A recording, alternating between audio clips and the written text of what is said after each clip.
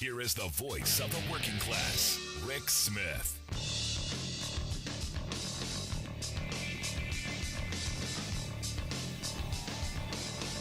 And welcome, brothers, sisters, working class heroes. This is the Rick Smith Show. Thanks so much for being here today on the big program. Lots to get to, lots to talk about. Jobs, reshoring manufacturing, using the pandemic as a reason to kind of reset 40 years of bad economic ideology. We've got some great opportunities and some good announcements here recently. Quite frankly, I'm thrilled by the fact that on Friday last week, you had Intel saying, hey, we're going to invest some money in Central Ohio. $20 billion they're talking about, going to create tens of thousands of jobs. You see today the news that General Motors is going to be investing in Michigan, a number of plants there. They're going to spend $7 billion on 4 plants. They're going to create some 4,000 jobs, and as they said, they're going to make Michigan the hub of electric vehicle development and manufacturing. Because understand where their production is, where they're already at, and look, this is a big deal. It's kind of a big deal, and we've been seeing a whole bunch of investment in this new technology. We're seeing battery plants all over the place that are popping up. We're seeing manufacturing come back, and what's interesting, if you listen to some in the corporate controlled media. It's because of, all of the slush funds that you see in Republican states like Ohio. And partially it is because we've got to buy our way back into this. But it's about the Biden administration saying we're going to reshore this stuff. We're going to put our money where our mouth is. We're going to rebuild manufacturing. And look, I'll start right from the beginning with this. No one hates the idea of giving corporate America more money than I do. Nobody likes the fact that we're going to have to buy back our manufacturing prowess. Nobody likes the idea, less than I do, that the same people who abandoned our country for foreign cheap labor and lax environmental regulations are now being wooed back with our tax dollars. But here's the reality: we have to do something to reshore those jobs.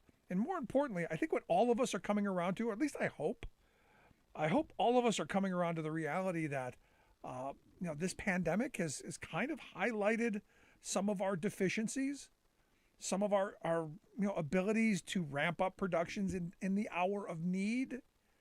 And if you go back, you learn, a little bit about the history of World War II. One of the reasons that we were able to do as well as we did is because we had the ability on the home front to have a manufacturing base, to turn factories, car factories, and into war production. In fact, I think of the one where I grew up in Cleveland, where my grandparents worked. My grandfather worked in a tank plant when he got back from the war. This is what we were able to do. Now you look at the places where we had manufacturing, and again, as someone who grew up in a Rust Belt city, like Cleveland was, I remember those manufacturing jobs. I remember the steel mills. And look, the air quality wasn't great, and we can deal with that. We can fix that stuff. The jobs were there, the prosperity was there, the opportunities were there. We need to claim that back. But more importantly, the national security was there. The fact that in the moments of our moments of need, we could just ramp up production. Now you go back to some of those places where, 30 years ago, those were good family sustaining wage jobs. Now they're just hollowed out shells of empty buildings and bricks falling down. And I always point out the book that Michael Moore put out. He asked the question, he had a picture of what the Oklahoma City bombing building and one of the GM factories in Flint, Michigan. And he put them side by side, and you couldn't tell the difference. And he goes, which one's terrorism? And that's one of the really important questions when we look at what happened to our manufacturing base. Because the results are the same. The factories are gone, the jobs are gone, and the problems come. So am I happy to see finally, these companies are are reinvesting in this country? Yes. Am I going to give them too much credit? No, not too much, because ultimately this is about the pot. This is about the giant pot of money that the state's handing out in tax abatements and the money that the federal government's going to hand out in guaranteeing that they don't go bankrupt. So, ultimately, they're making out like bandits, and it's going to help us. So, look, I want to be on board. I want to be happy, and I think we should be, but not too much. Now, bringing back those jobs, bringing back the capacity to build stuff, and I always point to, there's this bridge in Trenton, New Jersey that I've gone over a number of times, and on the side of it in lights, it says, Trenton makes, the world takes. That used to be true. Not so much anymore. So trying to revive that, trying to make sure that is the direction we go, I'm all in favor of it. Making cities like Cleveland and Chicago and Minneapolis and in Milwaukee and across the Midwest and across the manufacturing belt of this country, reviving those areas, creating the good jobs, not just with Intel or GM, but all the hundreds and thousands of feeder jobs into those plants. I was talking with someone today and said, when Intel builds that plant in Columbus, there are going to be a ton of industry propping up around it, a ton of opportunity for people in Ohio to build and start businesses. Having Ohio State right there, you're going to have an intellectual, a knowledge base that, you can't just get, that you build. And it makes sense. So as I'm looking at this, I'm going, look, there's a lot of opportunity here. There's a lot of chance to undo some of the damage of the last 40 years. Because if you look at what we did, we gave away the golden goose. Not only did we give the golden goose away, we gave the eggs too. Because at the same time where we were allowing corporate America to move jobs overseas and giving them tax breaks to do it, we were also lowering their income tax rates and lowering the state tax, and we're lowering every tax rate to go, no, please, please stay. Quite an abusive relationship. And this is kind of a moment where I love the fact that Biden is saying, look, we're going to put muscle into this. And we're going to use the power of the federal government to ensure that jobs are here. We're going to use the power of the federal government to ensure that those jobs are decent jobs, which is why in the Build Back Better plan, there was that incentive to buy an electric vehicle made by a union company, because we know those jobs pay a good wage. We know they have retirement security, health security. We know they're safe jobs. We know that the workers have a voice on the job. We know it's a good quality product.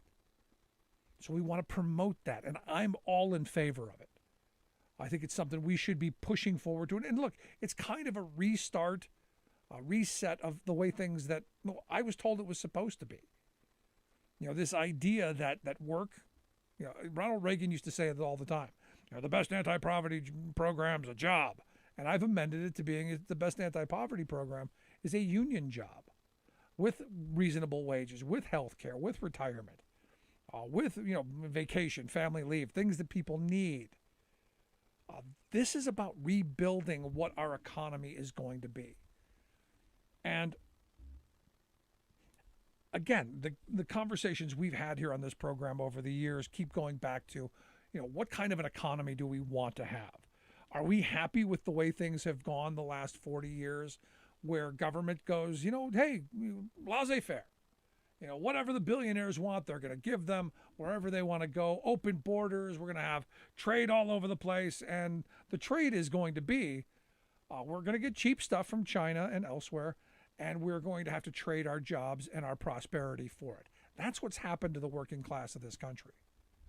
And until we wake up to that reality, that it ain't so cheap if you're not building it. If you don't have a job, it doesn't matter how cheap it is. If you can't afford it, you can't afford it. And this is what we've done over the years. And as I've said a number of times, when I grew up as a kid, all of the toys, all of the bikes, all of the things that we consumed were made domestically. Were made by neighbors. Were made by people here supporting their families. And And what happened? Well, we had these smart people, the smart folks, the geniuses, who went to them Ivy League, their schools, and that Chicago School of Economics, and they're going to tell us, no, we've got a better way. We're going to get rid of all those dirty jobs. We're going to all do service sector jobs. We're going to have an economy based on you wash my windows and I'll shovel your snow, or I'll cut your hair and you watch my kids. That's going to be our economy. No longer are we going to take the lumber that we get in the upper Midwest or in the upper Northwest. No longer are we going to take that and create furniture in North Carolina. No longer are we going to create goods that we need. We're going to let somebody else do that. We're going to export raw materials and import finished goods, which is, by definition, almost the definition of a third world country, because it's what we were doing. This to me is an opportunity. This to me is kind of that reset going, you know what? We tried all that.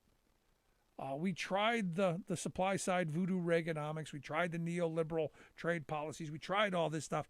Now is kind of, I'm really hoping, because inequality has never been worse than it is right now. The gap between the haves and the have-nots is enormous. And the amount that the haves have, mind-blowing.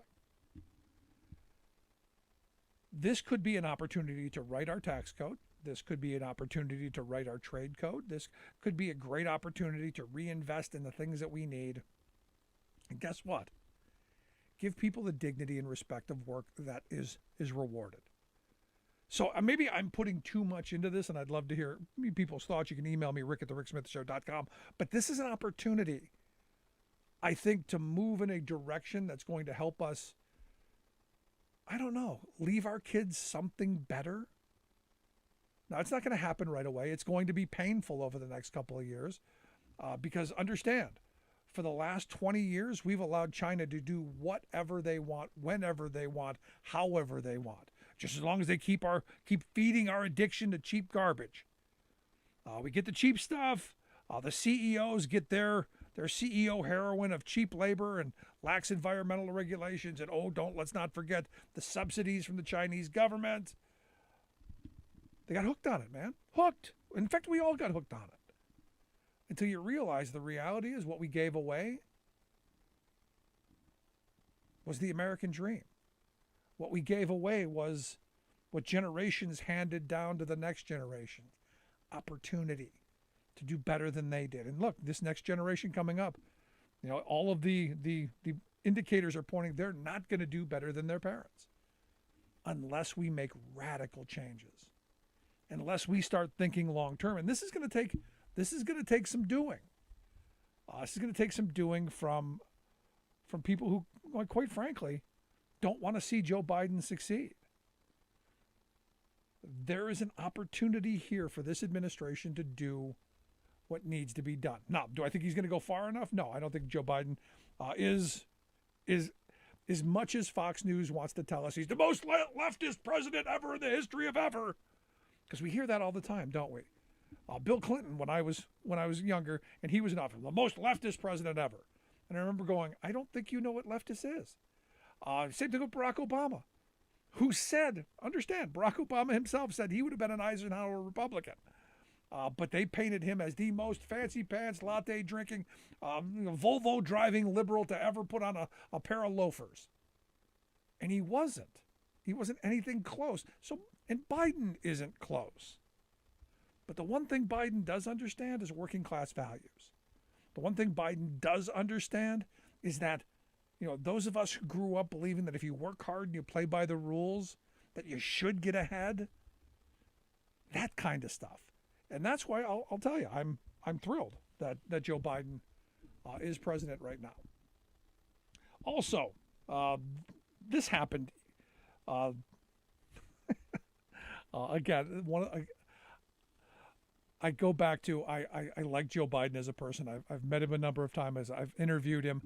He is a great guy. He's somebody who you sit down and you talk with him. He's like anybody else you'll ever meet. If I wanted to have a beer with somebody, he would be on that list. Not that I'm going down that path, but he is that kind of a decent guy. But he got himself into a little twist. You may remember he did in fact call Peter Doocy Doocy did shout out a moronic question, but he did in fact react to Doocy's moronic question of, do you think inflation is a political liability ahead of the midterms? I mean, that's a really dumb question. And he did answer it with a sarcastic, what a great asset, more inflation. What a stupid SOB. He did do that. And, yeah, I think rightly so. The thing I respect about Biden is, you know what? He got it out. About an hour later, he called Peter Doocy and he apologized. Probably shouldn't have done it, whatever that conversation was. What I found quite remarkable is Indiana Republican Representative Jim Banks tweeted out, and this is just mind-blowing to me. Have we ever seen a president attack and malign the free press like Joe Biden has? And I'm going, hold on, wait a second. Was Rip Van Winkle here asleep during the 4 years that the former guy was there? Didn't he actually call Chuck Todd an SOB or threaten? I know memory's a bad thing to have. But when I threw it out there and I asked, what kind of a fishbowl does this guy live in? To ask this question in an unironic way, and someone pointed out, and this is, again, one of those things that you have to know the inside, that Tucker Carlson's son is actually the communications director for Jim Banks. Now, I am certain that, that Bucky or Buckley or what, I'm sure Buckley is the smartest person. I'm sure he did it all on his own. I'm sure Buckley Carlson, his hiring in Jim Banks's office was purely meritorious. I'm certain about that, or maybe not. But as his communications director, I gotta think that Jim Banks didn't write that. I gotta think the apple didn't fall far from the tree in the propaganda front. And that's how we end up with such a stupid statement coming out of the congressman's office. And that, Congressman Banks, is a way that you can save face. Blame it on Tucker Carlson's kid. There you go. I'm going to take a quick break. When we come back, Ohio Senator Sherrod Brown's going to be here to share some thoughts on Intel, manufacturing, and jobs. Back after this. Stick around.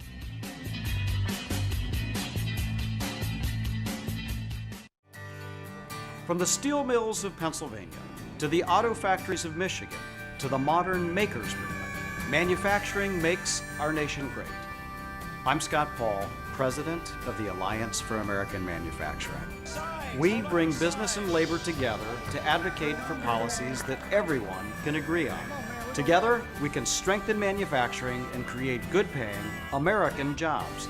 Help us keep it made in America. Taking on climate change. This is our moment to get it right. And here's how we do it. By putting the American auto worker on the job.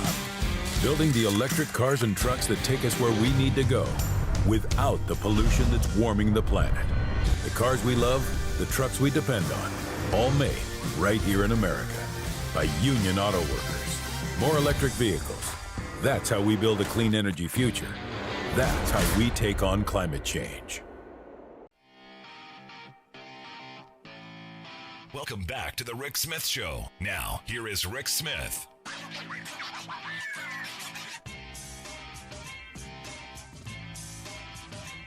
So you may remember on Friday we talked about Intel going to build a giant chip manufacturing plant in the middle of Ohio, somewhere near Columbus.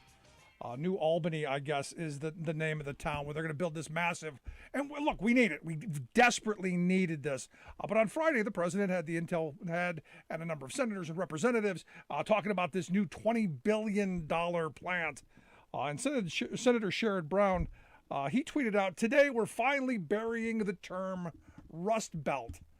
And I hope that's true, because as a kid growing up in Cleveland, I remember all of those manufacturing jobs. I remember when the mills were going and the factories were moving and all of the middle-class jobs, the middle-class union jobs that the men and women of that city had. And I remember it going away. The hope is that we rebuild that prosperous working class. And here to share some thoughts on it, are we really burying the term Rust Belt? I've asked Ohio Senator Sherrod Brown to come talk with us. Senator, thanks for taking time for us. Of course, glad to. Look forward to it. So I'm looking at this, this Rust Belt term. Are we really? Are we going to rebuild the Midwest? Are we going to rebuild that manufacturing prowess? Are we going to allow Trenton to keep the bridge that says America makes, the world takes? Well, we're going to, yeah, absolutely. And it's not just, I objected to the term Rust Belt years ago and have told ad nauseum reporters, at least ask them to stop using it, because our manufacturing processes are no longer traditionally what they were. I mean, we're never going to bring back the hundreds of thousands, millions of jobs in this state, blue collar jobs that paid a middle class, or at least a wage approaching middle class. And I grew up walking the halls at Johnny Appleseed Junior High and Mansfield Senior High School in Mansfield, an hour south of Cleveland. I grew up with kids whose dads, mostly dads, sometimes moms, were auto workers at Fisher Body, steel workers at Empire Detroit, rubber workers at Mansfield Tire, machinists at Ohio Brass. Their parents were building trades people that worked in those plants and did the kind of between retooling of the plants and built the plants and all that. So we're not ever going to have quite that again. But with this, we've also seen far too many young people leave our state.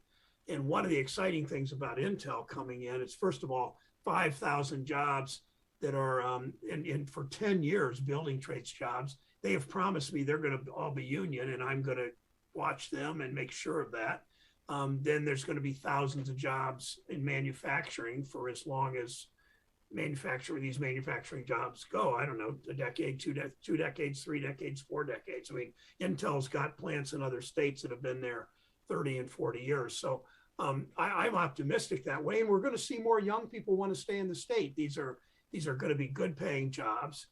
We've seen manufacturing jobs not just decrease, we've seen the wages flatten or worse. And my goal, and more than anything, is get people's wages higher, because we've seen executive compensation skyrocket. We've seen stock prices go up, and wages, as you know, Rick, have stayed flat. So that's kind of where I start on all this. Yeah, I'm thrilled to see finally a manufacturing plant being built here. And look, nobody thinks we're going to go back to the old days. We're not getting the manufacturing jobs that have already been lost. We're not getting them back. But how about not losing the future jobs? And these, I think the pandemic has pointed out, we really need to start thinking about strategic investments in manufacturing, things that are going to strengthen our supply chains, strengthen our national security, and this being the first part of it. Because we're now seeing people who can't buy cars, can't get the things that we need because, well, the smart chips that make our smartphones smart and our smart cars smart, we don't have enough of them. Yeah, we don't. And we were, as recently as, I believe, 1990, the U.S. made 30% of the chips, of the semiconductors that were made in the world were made in the United States. That number is 9 now. Went from 30% to 9%, mostly East Asia, mostly China. Taiwan is the leader, and South Korea. But there's a lot of things we should be doing. We're not. So it's preserving what we have, and we understand. I mean, I know you know this because we've talked. It was government at the behest of very effective corporations lobbying Congress to pass NAFTA, to pass PNTR with China, to set up, to give essentially tax breaks to move overseas. So we saw these companies that you talk about in Garfield Heights or Cleveland or the West Side, Lorraine. We saw those plants shut down and move to China or move to Mexico because of bad government policy lobbied by corporate interests. So first of all, we write that. And that's one of the things about the supply chain that's the most aggravating. The reason the supply chain is so hard to fix is it's stranded all over the world because we have seen so many of these companies move overseas. If they were all in the United States or mostly here, it'd be much easier to fix this supply chain. We made somebody told me that with Intel, we made 8 million fewer cars last year than than projected. And I think we were projecting 18 or 19 million. So, and that was almost entirely because of the chip shortage, and inflation in auto sales is one third of all the inflation is in autos. So if that had not fallen apart, this problem of inflation would be much more manageable than it is now. Yeah, but ultimately, for me, it's about, something I've been talking about for years. All during the push for NAFTA, all during the push for these free trade agreements. Of if you decentralize our manufacturing prowess, if you do away with our ability to produce the things we need in times of crisis, we're not going to have them. And this played out during the pandemic, which again is why I'm thrilled that Joe Biden is finally, taking that to heart and to mind and moving forward on it. One of the things that is concerning to me is I was reading some Ohio media on Friday and over the weekend, where people were doing backflips to give credit to the Republican governor in Ohio and to the legislature and to the economic development slush fund that they've got. Almost no mention of the fact that this is an admission. This is a policy that this administration is moving forward on to reshore manufacturing and the billions of dollars that are going to be put in to bringing some of this stuff here. Yeah, that's exactly right. And the other side of that coin, number one, Biden is really leading on this. The other side of that coin is the failure of Ohio state government for 2 decades to stop the bleeding. I mean, we're a state. I mean, we know about the corruption in this state. It's not just First Energy, the Speaker of the House, getting a $60 million bribe. It's also the governor appointing these First Energy executives in different jobs. It was Econ and the CoinGate and all the other corruption. And this government has as a result, state government has, people pay higher utility bills as a result of this corruption. People see their schools underfunded as a result of this corruption. They see public health unprepared for the opioid crisis or for obviously for the pandemic. So the state government has failed this state for a quarter of a century. And now they're taking laps because of the attraction of one company that President Biden and the Department of Commerce helped on significantly. Yeah, but here's my question. I'm looking at, I'm remembering back during the former guy's administration, we had the big to-do about Foxconn and the billions of dollars that were going to be handed off to Foxconn to create jobs, and none of it happened. There are a couple of people there, but it never came to fruition. Are we concerned that this is possibly going to follow that, or do we feel better about this deal? Foxconn never had the credibility. First of all, it's not an American company with a storied past. Second, it didn't have nearly the seriousness. I mean, I'm not an expert in Foxconn. I watched it, but I wasn't as intricately involved as I am in this. Second, you had a Wisconsin governor that was kind of a flim-flam man, and you never really had the focus in the gravitas that this one does. The CEO was there; his reputation's on the line for this. I don't think I think there is a possibility it won't be 100 billion; it'll be 20 billion instead of 100 billion investment. It's up to us to make sure that 20 turns into the 100 that he said he would like it to.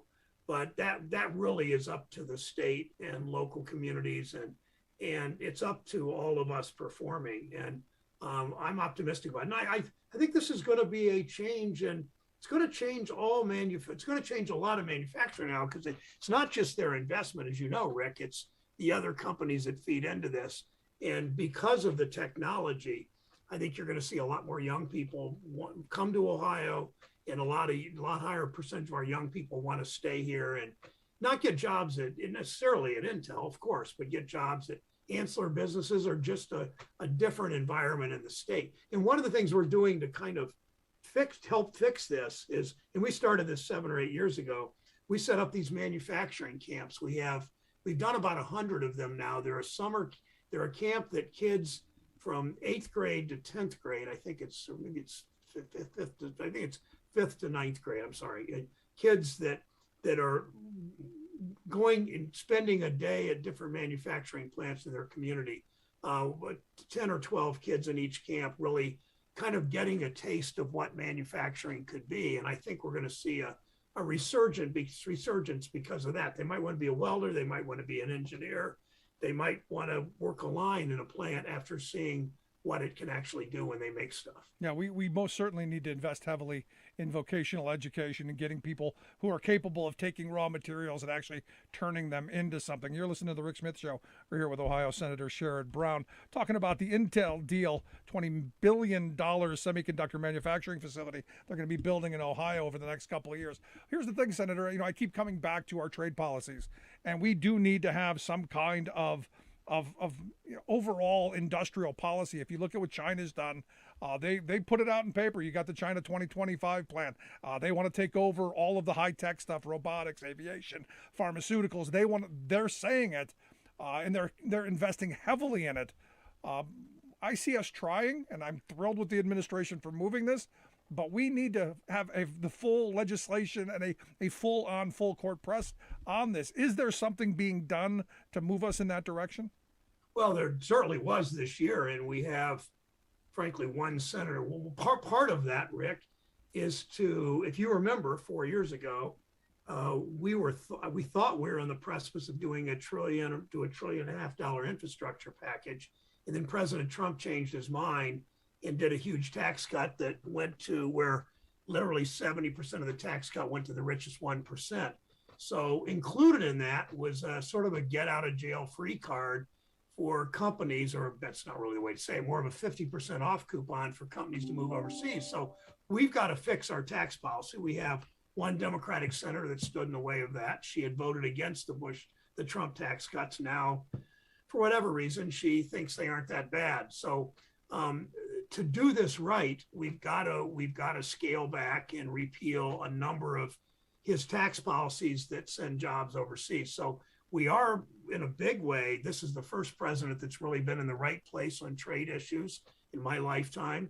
And Biden really is doing the right things on trade. We also have to do the right things on tax policy to make the U.S. the most attractive place to do business for an American company and maybe a foreign company wanting to come here. Yeah, but also we've got to tighten up our trade policies.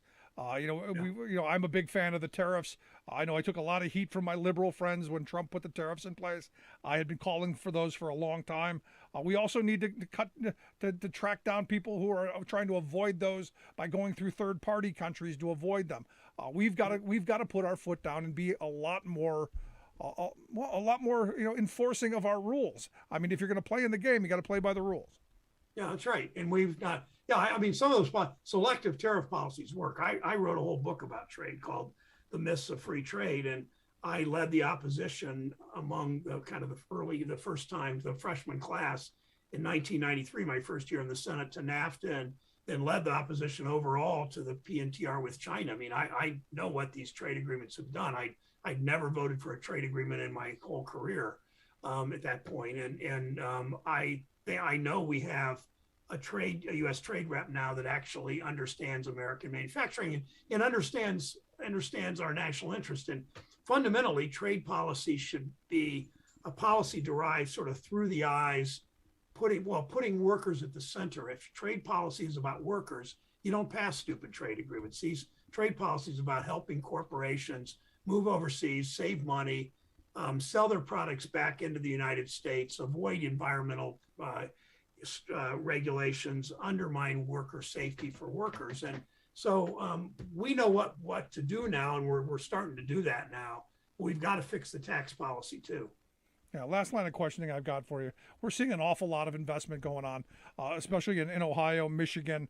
Michigan, a $7 billion $7 billion that General Motors is saying they're going to invest in 4 facilities there. And a lot of it centers around getting these chips to those manufacturers. But I keep coming back to, I want to make sure that those are good union jobs. I know in the infrastructure bill, prevailing wage laws were still in place.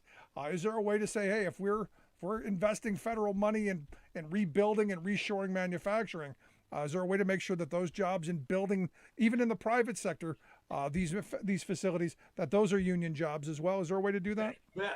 Yep.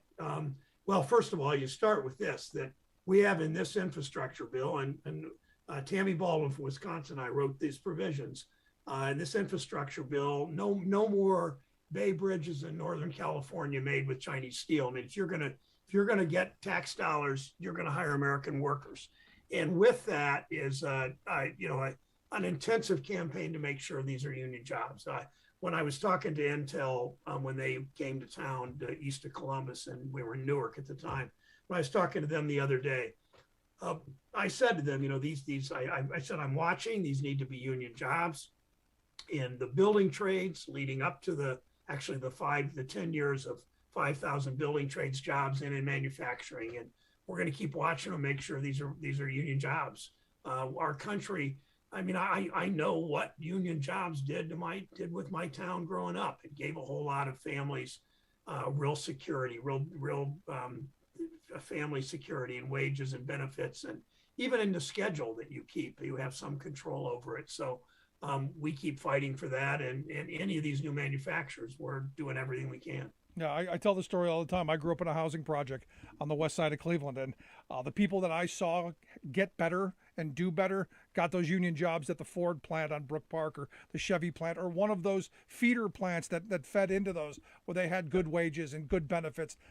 Little things like food at the end of the month, little things like a secondhand bike for kids, and eventually move out of the projects altogether. So for me, the idea of union job, better life, inculcated in my mind from childhood, and I want to make sure that other workers have that opportunity. But Senator, I appreciate you taking some time for us. Great talking with you. I hope you'll come back again real soon. We will. Good deal. Thanks, Rick. Appreciate your time.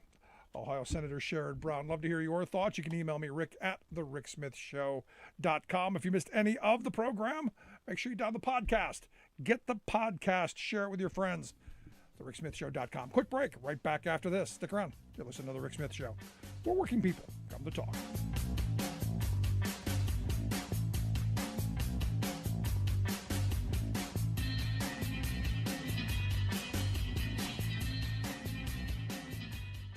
Look, folks, for too long, we've talked about having the best economy in the world. We've talked about asserting American leadership around the world with the best and the safest roads, railroads, ports, airports. Here in Washington, we've heard countless speeches and promises and white papers from experts. But today, we're finally getting this done. So my message to the American people is this: America's moving again, and your life is going to change for the better. So with confidence, optimism, with vision and faith in each other, let's believe in possibilities. Let's believe in one another, and let's believe in America. Now let me sign this bipartisan bill. Bravo.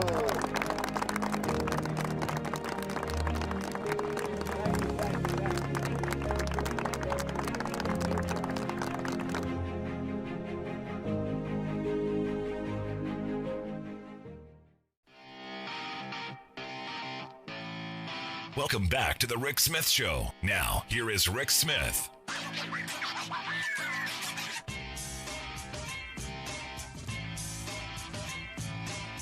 So we've been hearing an awful lot about what's going on over in the Ukraine, about what Joe Biden's response going to be, who's responsible, which side we should be on. I got a bunch of my MAGA hat wearing friends saying we should be on Putin's side, which I don't know exactly where that's coming from.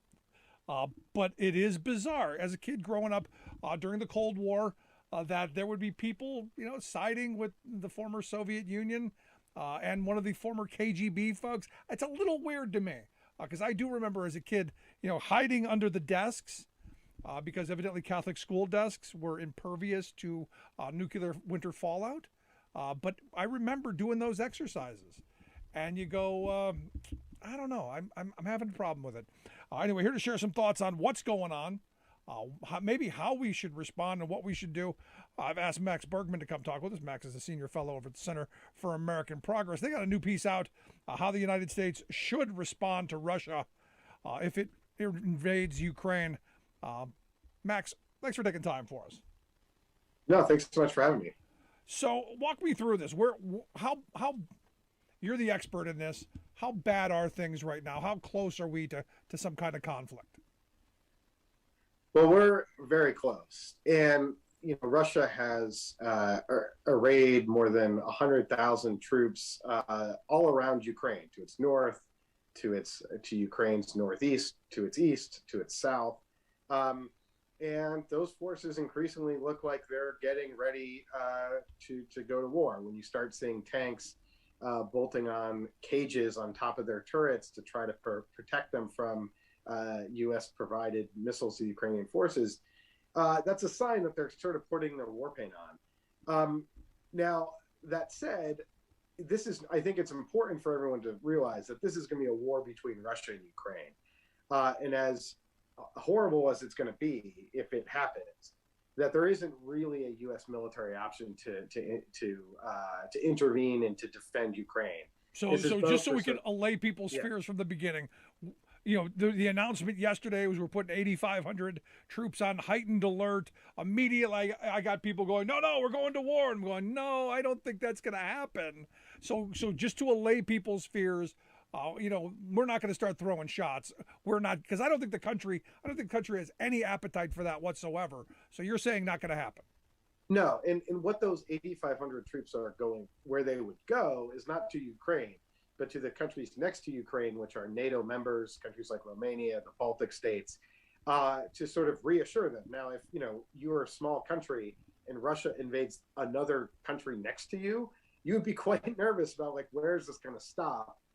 And so this is sort of an effort to reassure our NATO allies to deter them. Ukraine is not a NATO member, so there is no Article 5 obligation, which is that if one country invades you, that will come to your aid. So we have no treaty obligation with Ukraine, which is leaving Ukraine sort of a little bit out in the lurch. But just from a practical military standpoint, this isn't like ISIS. This isn't like Saddam Hussein's Iraqi military. This is the Russian military that is a high-end, near-peer adversary. Now, yes, the U.S. and Russia, if you look at our combat power, you'd say, yes, the U.S. would win a fight, but our forces aren't there, right? So to get our forces to Ukraine would require a long lead time. The Russians would see it. They would quickly escalate their invasion. So there isn't a military option. And I think people need to to understand that, because I've seen a lot of freak out, particularly amongst progressive Twitter, that this is, oh my God, we're going to be at war with Russia again, or at war with Russia, and it's another war. We are not. It's Russia that has the dominant military power that is basically going to pick on a small country. And there's limited military options that we have besides providing them with security aid, which is what we're doing. Yeah, all the only leverage we have is economic, and that's cutting off trade. That's cutting off their supply to feed the rest of Europe with energy. I had Admiral Sestak on the show, a couple of years ago, and one of his views, if you wanted to crush Russia, we just start exporting the natural gas from the fields here in Pennsylvania and around the country, and become Europe's gas station, and you would crush Europe overnight. You would crush Russia almost overnight, because they're highly dependent on that revenue. Is that still the case today? Yeah, 40% of the EU's natural gas comes from Russia. They're dependent on Russian oil, and this is like 50% of the Russian export economy. So it's just a huge amount of money. And if Europe could deleverage itself, could get itself off Russian fossil fuels, it would be huge. And I think when we look at sort of options to hit back at Russia, oftentimes it's very short-term thinking, like what individual bank or individual can we sanction? And I think that's all important. We should do that. But the medium to longer term of Europe getting off of Russian fossil fuels, which I think means simply just like a huge investment in effort to decarbonize, renewables already account for roughly 40% of the EU's energy mix. So we're just talking about ramping that up. Would have just a huge impact on the leverage that Russia has, the income that it's getting. And so this points to the larger strategy that we'll need the United States and Europe, is that we need to make clear to the world that a big country invading and dismembering a small democratic neighbor is simply unacceptable. And this needs to become a strategic defeat for Russia, where you look back in 10 years and like, man, that was really dumb what Vladimir Putin did. Yeah. And the way to do that is to squeeze their economy, make it clear that this is, go after the Russian oligarchs that have parked all their money in Trump properties and bought Chelsea Football Club. That all these oligarchs need to, they're exposed, their assets are in the West, there's a ton of corruption, and we need to go after that. If you go after that, it's going to really sort of undermine the Kremlin, and over the long run, I think cause Putin a lot of internal problems. Yeah, you got to make it as painful as possible. Now, I've had people who've reached out recently and said, look, Putin's doing this, and I'm not going to try and pretend I know what he's thinking. But the responses I've gotten from people is because we're so divided here at home. You've got people right now saying, Joe Biden caused this, Joe Biden's responsible. Everything's now Biden's fault. And then consequently, on the other side, you got people saying it's all Donald Trump's fault. And then you got the people who say it's all Obama's fault.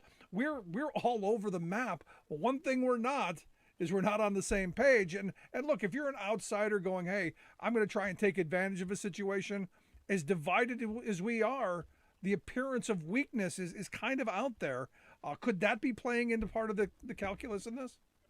Well, I think, sometimes it's not all about us. And I think in this case, this is largely about the situation in Ukraine, about Ukraine not wanting to have anything to do with Russia, wanting to be oriented towards the EU, towards NATO, towards the United States, and Russia and Putin, who's a Russian nationalist who sees Ukraine as a key part of Russia and the Russian Empire, doesn't want to sort of leave office with this sort of unfinished business of having lost Ukraine.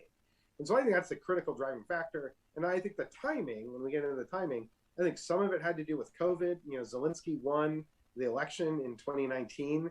We had the whole Trump affair with Zelensky, where Trump got impeached over basically trying to extort him over security assistance. And then COVID hit in March 2020. And I think we might have seen a lot more Russian pressure in 2020. But I think it's clear that the U.S. being somewhat divided, having January 6th and having our politics being a total mess and having it seem like the United States can't rally around anything is definitely a factor in I think, Putin's calculus that I think he's hoping, I don't think he's necessarily counting on it, but hoping that the U.S. and Europe remain really divided and don't have a strong unified response. And he's hoping that he can sort of kick us off. And so when we have like Tucker Carlson going on and on about why are we backing Ukraine and not Russia, that's really getting to the Russians see that and are celebrating about that. Yeah, well, because it's because of Hunter Biden, of course. That's the reason we're backing Ukraine, because of Hunter Biden. And I look at that and I go, who in their right mind would throw that out as an argument? Because this is a much bigger thing than just Ukraine. I mean, this also, if we do nothing here, doesn't this also send the message to China that, yeah, go on, take Tibet, take Taiwan, take it all, take the whole South China Sea. Doesn't it send that message there, or to other countries who may want to go, we're taking over, we're starting the conquests again? Yeah, no, I mean, it definitely sets a precedent. If Russia is able to sort of do this and get away with it and feel that it's succeeded and the costs weren't that strong, then what's to sort of deter China that has a military dominance over Taiwan? We have to remember, like, the international system, the system, in quotes, is, there aren't, there's the UN, but there's some international law, but there aren't sort of well-defined rules. And this is where it's critical that you establish kind of norms and precedents of what can fly and what can't. When Saddam Hussein invaded Kuwait and George H.W. Bush acted, part of what he was doing was set a precedent that no, big countries cannot invade and conquer small countries. And one of the things that has happened since the end of World War II is a real decline in the number of sort of interstate wars that were taking place all throughout the world before 1945. And that's been a great thing for the world. It's led to a lot less death and conflict. And so if we start, and if it starts seen to be okay, that you can start invading other countries and getting away with it and stealing territory, then we're in a world of hurt, because it's not just China and Taiwan. I'm sure there's countries in Africa that would love to take territory back. And so we start getting into a much more anarchic place, and that's not where we want to be. No, not at all. You're listening to The Rick Smith Show. We're with Max Bergman. Max is a senior fellow at the Center for American Progress. AmericanProgress.org is their website. They've got a new piece out on this if you want to take a look at it, how the United States should respond if Russia invades Ukraine. And basically saying we got to hold them accountable and they got to pay the price for it. Now, I know there are a lot of people who are concerned, how's this going to affect us? I know you said a minute ago it isn't all about us, but actually, It's all about us. How's this going to affect our lives? And I keep coming back to everything's cybersecurity at this point. And as much information as we've heard of how deeply the Russians are into our computer systems, being able to shut stuff off, I think it's something we've got to be prepared for. So if we're going to be moving down these roads of economic sanctions, we're going to be moving down the road of maybe going after the oligarchs and freezing some of their assets. There's going to be a response, no? Yeah, no, I think that's exactly right. And one of the things that we have not done very a good job at as a country is that after the 2016 attacks on our election system, we haven't really taken the proper responses necessary to really steel ourselves for potential Russian interference. But Max, there's a large percent of the country that believes the Russians Putin did nothing. It's a hoax, Max. Come on, it's a hoax. Well, I just point to the bipartisan Senate Intelligence Committee report, which was chaired by Marco Rubio and Senator Burr, that found out, no, it definitely wasn't a hoax, and it was a really broad-based operation. But so I think the cyber element is really critical. Russian cyber actors took down the Colonial Pipeline, causing gas prices to surge. The other thing is that the Russian oligarchs have integrated themselves into the Western economic, fabric. And so when sanctions were done against one oligarch, Oleg Deripaska, his vast aluminum company, the price of aluminum went up a lot, which then impacted, German cars, industrial goods. And so the thing that we're going to have to be careful about, and the Biden administration is going to have to really figure out what levers to push here, is that, there are a lot of Russian commodities, Russian metals that impact supply chains that, could cause some inflationary pressure. So there's going to be some costs on us that we may have to absorb. But one of the things that Putin is hoping for and counting on, that we as a country don't have the stomach to take any economic costs. And the fact is that we can absorb some increases. We need to be judicious about how we do it. But frankly, we need to deleverage. We need to make sure that that Russian oligarchs in the Kremlin doesn't have sort of any economic leverage over us, that they can use that to then invade other countries and then act with impunity. So I think part of this is going to be a process to figure out, okay, what companies are crucial to our economy that we don't want to sanction right now, but we need to sort of take steps to make sure that our economy can withstand shutting them down. Yeah, and I think that's Max. But ultimately, Max, I'm in this position where there could be something positive out of this. As we're seeing, in Ohio, for instance, we're reshoring chip manufacturing because we're so dependent on the world. Could this be a moment where we go, should we really be dependent on Russian products? Should we really be dependent on the Chinese as much? Shouldn't we be reshoring come up with a strategic manufacturing policy and make the things that our war machine and our economy needs right here at home? I mean, we used to do that. Yeah. And I think, look, the great line, I think it was Rahm Emanuel, that never let a good crisis go to waste. And this is going to be a total tragedy for the Ukrainian people. But what we need to do from this crisis is to, make ourselves more resilient, stronger, as you said, economically. This is a real opportunity to push the decarbonization agenda forward, especially in Europe. But then also kick out the corruption and the kleptocracy that has undermined us as much as as much as undermined Russia. And so I think there's a real opportunity here for us to sort of revive the transatlantic alliance, make our economy stronger, drive out corruption. So, these are the sort of steps we probably should be taking anyway, but sometimes you need a crisis like this, really, batten down the hatches and get to work. I hope that. Yeah, I agree. We could take advantage of this, and we can most certainly move it forward. And that is the hope. Last question I've got for you. Now, there are some people who say we should do nothing. Clearly, do nothing. Do nothing, Max. What's the penalty of doing nothing? I'm of the mindset, and I've been of the mindset for a long time. Putin wants to get the old gang back together. Is there anything there that what's the downside? Looks like we have lost Max. I'll be honest. Personally, I look at this and the fear that I have is that they really do try and get the old band back, and that the power and the leverage that they have to control the energy of Europe, to then become a manufacturing, powerhouse, that's problematic. And as Max was saying, the hope is that we take this moment, and we move forward. We take this moment, and we look at the lessons from it. We need strategic manufacturing at home. We shouldn't be dependent on the world. We need to bolster our cybersecurity. There is so much that needs to be done, and yet, again, we're so divided. When you've got people like Rick Scott going on his rants about who knows what kind of insanity he was blathering on about. But in this moment, that kind of division, not helpful. And if anything, it's only going to embolden Putin. It's only going to embolden, the Chinese as well. Because ultimately, the Chinese are watching how we respond to this, which is why we need the right response. I'd love to hear your thoughts. You can email me, rick@thericksmithshow.com. Going to take a quick break, right back after this. Stick around. You're listening to The Rick Smith Show, where working people come to talk.